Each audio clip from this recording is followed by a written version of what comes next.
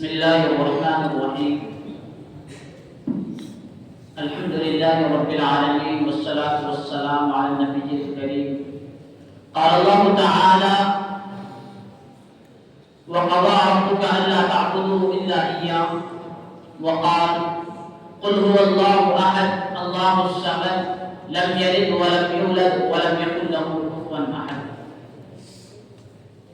صدر علی وقار حکم صاحبان اور عزیز ساتھیوں، آج کی اس محفل نورانی میں میرا موضوع خطابت ہے وندے ماترم اور مسلمان۔ وندے ماترم سنسکرت کا ایک لفظ ہے جس کا مطلب ہے کہ ماں میں تیری وندنا کرتا ہوں، یعنی تیری پرستش کرتا ہوں، تیری عبادت کرتا ہوں۔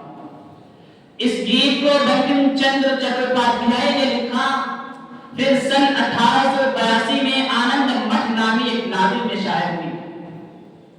ہر انصاف پسند آدمی بآسانی سمجھ سکتا ہے کہ وندے ماترم کے عنوان سے لکھا ہوا گیت مشرکانہ اور جارحانہ تصور قومیت کی نمائندگی کرنے والا ہے۔ یہ گیت تنگ نظری اور تعصب پھیلانے کے ارادے سے لکھا گیا ہے، اور اس گیت کو کبھی بھی ہندوستان کے قومی وقار اور حب الوطنی کی علامت کا درجہ نہیں دیا گیا اور نہ ہی کبھی دیا جا سکتا ہے۔ مگر افسوس کہ سیاسی بازیگروں نے اپنے مقصد اور مفاد کے لیے ملک کے تمام تر مدعوں کو ترک کر کے اس گیت کو ایک مدعا بنا لیا ہے۔ عزیزان محفل، کیا یہ حقیقت نہیں کہ آج وطن عزیز کے حالات سخت اضطراب اور بے چینی کی آئینہ دار ہے؟ کیا یہ سچائی نہیں کہ آج لاکھوں نوجوان نوکریوں کے لیے سرگردہ و حیران ہے لیکن انہیں نوکری نہیں مل رہی ہے؟ کیا کسان آتم ہتیا نہیں کر رہے ہیں؟ کیا آج ہندوستانی ناری کی عزت و عفت محفوظ ہے؟ کیا بلڈوزر کی ظالمانہ کارروائیوں کے نتیجے میں ہزاروں لاکھوں پریوار کھلے آسمان کے نیچے زندگی کی سختیاں جھیلنے پر مجبور نہیں؟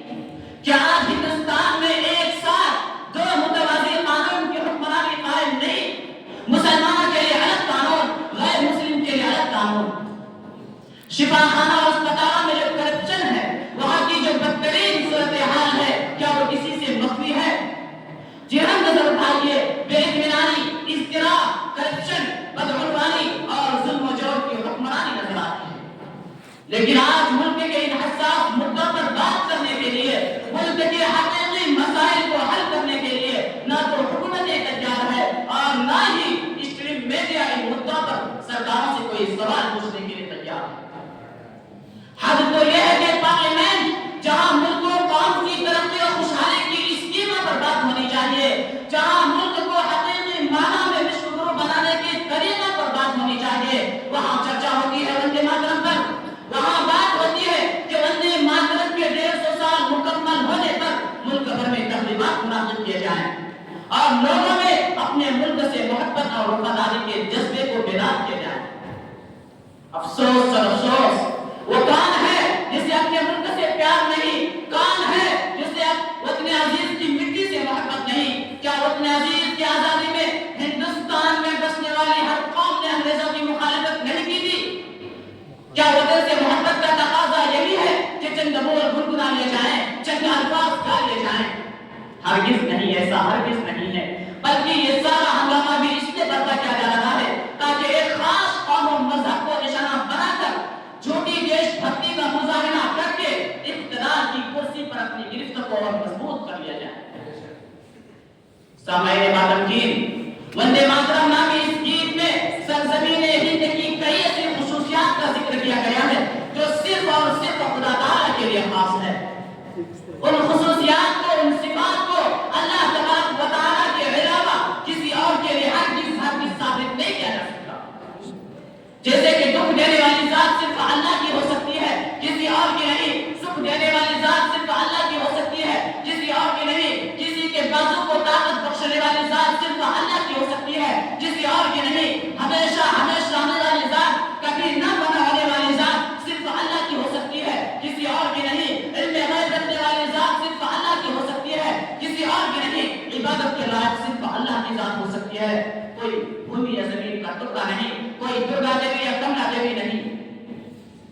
سامعین، وندے ماترم یہ وہی گیت ہے جس میں مندروں کے مورتیوں کو خاک وطن کا سرچشمہ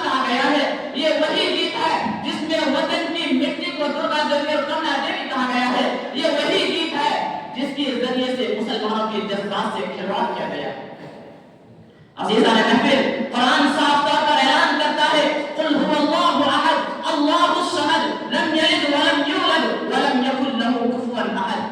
بھلا آپ بتلائیے کہ ایک مسلمان ایسے گیت کو کیسے گنگنا سکتا ہے، ایک مسلمان ایسے گیت کو کیسے پڑھ سکتا ہے جس میں خدا تعالیٰ کے ساتھ کسی اور کو شریک ٹھہرایا گیا۔ اس لیے آج میں ملک کے تعصب پرستوں سے پوچھنا چاہتا ہوں، کیا یہ وہی گیت نہیں ہے جس کے بارے میں مشہور لیڈر ایون رائے نے کہا تھا کہ وندے ماترم کے خلاف مسلمانوں کی نکتہ چینی صحیح بنیاد پر قائم ہے؟ کیا یہ وہی گیت نہیں ہے جس کے خلاف، جس کی مخالفت شری رویندر ناتھ ٹیگور نے کی تھی؟